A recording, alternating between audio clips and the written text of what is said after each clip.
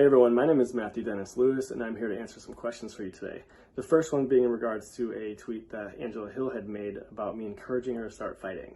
And yes, I do remember this tweet. It was in regards to a tweet that Luke Thomas had made. He posted a short clip of a show that I'm currently in called the Queens Gambit on Netflix, and it's my twin brother and I stepping up with Anya Taylor-Joy, the lead in the show. And Angie had replied to his tweet saying that, that homie is the one who encouraged me to start fighting. And I love that she remembers that. It's such an honor to have been there for her beginning and to see where she has gone since then. It's absolutely incredible. And so the next question is, what did you see in Angela that made you want to encourage her? Well, what I really liked about Angie was when I first met her, we were training on this place called Fight House in New York City. And she came in as this cute little art major. She just wanted to do some fitness, maybe lose some weight. And I really enjoyed doing pad work with her because she was dedicated to learning and getting the proper form. And I really liked that she asked questions. And there was one kick in particular that I was doing. It was a fake leg kick into a head kick that was landing pretty well for me. And she had asked, a little bit about it. And that's when I posed the question for her to start sparring with us and, move beyond just pad work. And, at first she kind of doubted herself a little bit and didn't know if she'd be able to do it. But eventually she came and she did really well for herself. And so our coach, Brandon, he started to put together a fight team, which is when Angie and I started training together, and we went to the WKAs together for our first tournament and both did very well. And since then, it's just been an honor to watch where she's gone, which I believe goes right into the next question, which is what are my thoughts and feelings about how far she's gone.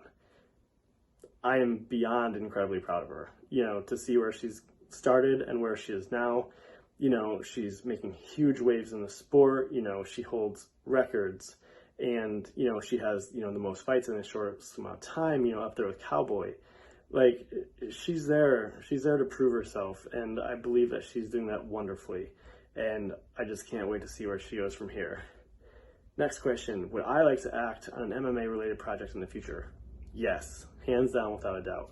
I actually just recently watched Kingdom, with Frank Grillo and Jonathan Tucker, and it's about, MMA fighters. And, I absolutely love the integrity that they kept with the training and the weight cuts and the fighting. And so I would love to get back down into the grit of it, and I would love to get into that training for the role. And I was very much pushed to do all the, the fight choreography and stuff myself, because I'd be dude, I'm not afraid to get hit. Let's do it. So yes, hands down 100% would do an MMA related project. Next, anything else you'd like to let fans know about current future projects? Well, if you haven't already watched it, I'm currently in a show called the Queens Gambit on Netflix. It's a beautifully executed show. Adapted from a novel by Walter Tevis about a female chess prodigy making her way through the world of chess while dealing with, the struggles of addiction and loss. Very gripping. It's doing extremely well on Netflix, and once you burn through that, then you can go back and see the other project I did with the same writer and director, Scott Frank, and it's called Godless, and it was a really gritty Western. So go check those out. Shout out to Angie. I know probably a lot of your viewers and fans love her. Good old Angie Overkill, and shout out to Evolution Muay Thai in New York City, who brought us all together. All right, take care.